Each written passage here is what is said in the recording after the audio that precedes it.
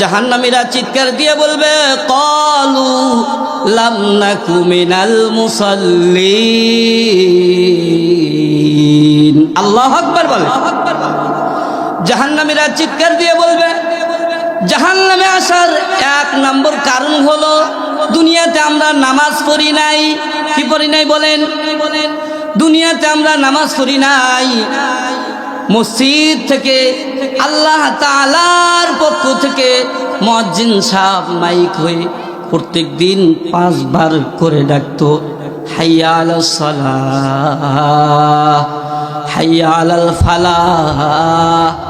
দিনে 5 বার করে মুয়াজ্জিন সাহেব আমাদেরকে ডাকতো হাইয়া আলাল ফালাহ, আসো আসো কল্যাণের দিকে চলে আসো, হাইয়া আলাস সালাহ, আসো আসো নামাজের দিকে চলে আসো।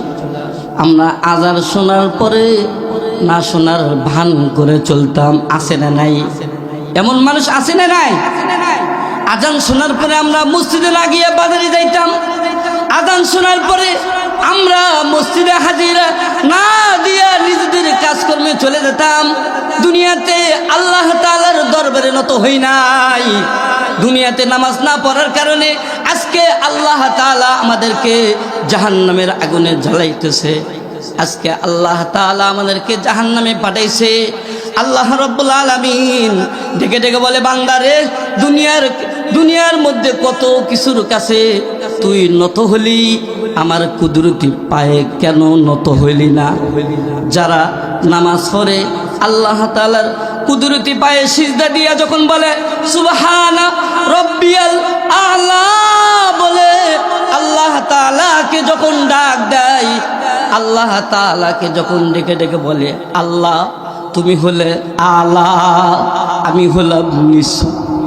বান্দা যখন নিজের আপাত মস্তক সব কিছু আল্লাহ তাআলার কুদরতি পায়ে লুটে দিয়া আল্লাহ তাআলাকে ডেকে ডেকে বলে আল্লাহ তুমি হলে আলা, আমি হলাম নিঃস্ব, আমি কিছুই না রে আল্লাহ, তুমি হলা বড়। যখন আল্লাহ তাআলাকে ডেকে ডেকে বলে আল্লাহ রাব্বুল আলামিন খুশি হয়ে যায়। সুবহানাল্লাহ বলেন।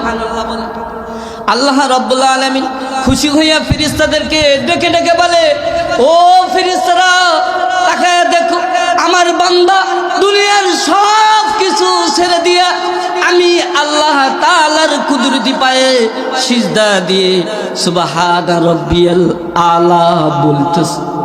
ফেরেশতারা দেখো তোমরাই বলো যেই বান্দা আমাকে আলা বলে ডাকে আমি কেমনে তাকে জাহান্নামের আগুনে পুরাইব?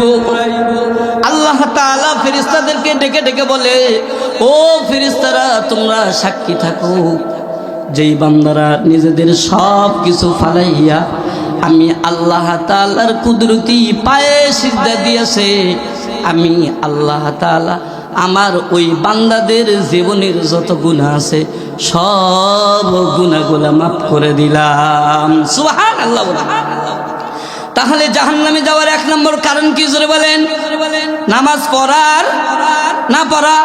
যারা নামাজ পড়বে না তারা জাহান্নামে চলে যাবে। কই যাবে জোরে বলেন?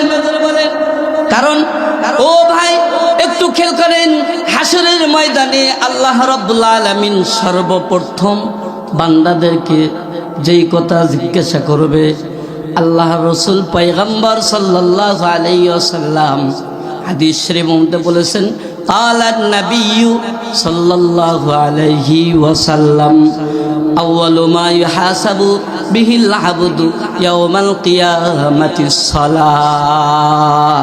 হাসরের ময়দানে আল্লাহ রাব্বুল আলামিন সর্বপ্রথম বান্দাকে জিজ্ঞাসা করবে বান্দারে দুনিয়াতে তুমি নামাজ পড়ছো না পড়ো নাই? নামাজ পড়ছো না পড়ো নাই?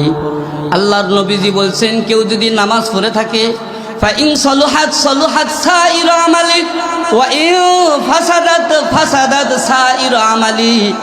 যদি কোনো বান্দা হাসরের ময়দানে নামাজের হিসাব ঠিক মতো দিতে পারে, আল্লাহর পয়গম্বর বলছেন অবশিষ্ট বাকি যত প্রশ্ন আছে সব প্রশ্নগুলোর উত্তর সঠিকভাবে দিতে পারবে। সুবহানাল্লাহ। আর কেউ যদি নামাজের হিসাবটা ঠিক মতো দিতে না পারে, আল্লাহর পয়গম্বর বলছেন, তাহলে পরবর্তী যত প্রশ্নগুলো আছে সব প্রশ্নগুলো তার জন্য কঠিন হয়ে যাবে। নাউজুবিল্লাহ বলে। আল্লাহর পয়গম্বর অন্য এক হাদিসের মধ্যে বলছেন, قال النبي صلى الله عليه وسلم من أقام الصلاة فقد أقام الدين ومن هدم الصلاة فقد هدم الدين। আল্লাহর পয়গম্বর বলছেন, যে ব্যক্তি নামাজ ঠিক মতো আদায় করলো সে দিন ঠিক রাখলো। ওমান হাদামাস সালাতা ফাকাদ হাদামাদ দ্বীন। আর যে ব্যক্তি নামাজকে ভেঙে ফেলাইলো, অর্থাৎ নামাজ পড়লো না, সে যেন ইসলাম ধর্মটাই ভেঙে ফেলাইলো। নাউজুবিল্লাহ বলেন। সম্মানিত ভাইরা, তাহলে নামাজ যদি না পড়ি তাহলে সোজা জাহান্নামে যাইতে হবে। কই যাইতে হবে বলেন? আল্লাহ রাব্বুল আলামিন হাউস করে বান্দাদেরকে বানাইছে জাহান্নামের আগুনে পুরানোর জন্য না। আল্লাহ রাব্বুল আলামিন বড় দয়ালু, সব সময় বান্দার দিকে তাকায় থাকে, বান্দা কখন রবকে রব বলে ডাকে। কিতাবের মধ্যে আছে, বনি ইসরাইলের এক নাফরমান ছিল, 70 বছর ধরে আল্লাহ তাআলার নাফরমানি করে, মূর্তি পূজা করে। মূর্তির নাম ছিল সনাম। কি বলেন? মূর্তির নাম ছিল সনাম। প্রত্যেক দিন সকালে ওই মূর্তিকে তওয়াফ করতো আর বলতো সনাম সনাম বলে তওয়াফ করতো। এইভাবে প্রত্যেক দিন তওয়াফ করে।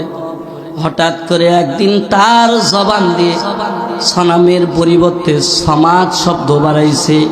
কুল হু আল্লাহু আহাদ আল্লাহু সামাদ।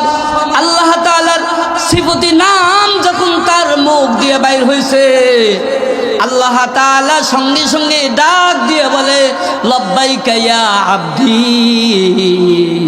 আমার বান্দা আমি হাজির, বলো বলো কেন তুমি আমাকে ডাকলে? ফেরেশতারা বলে, আল্লাহ তোমার বান্দা তো 70 বছর ধরে তোমার নাফরমানি করে, তোমাকে ডাকে না, তুমি কেন তার ডাকে সাড়া দিলে? আল্লাহ তাআলা বলে, ফেরেশতারে দেখলি না আমার বান্দা আমাকে সামাদ বলে ডাকলো? ও ফেরেশতারা, তোমরা কি দেখো নাই আমার বান্দা আমাকে সামাদ বলে ডাকছে? ফেরেশতারা বলে, আল্লাহ তোমার বান্দা তো তোমাকে ইচ্ছা করিয়া ডাকে নাই, সে মূর্তি পূজা করে, মূর্তিকে সনাম বলে ডাকতেছিল।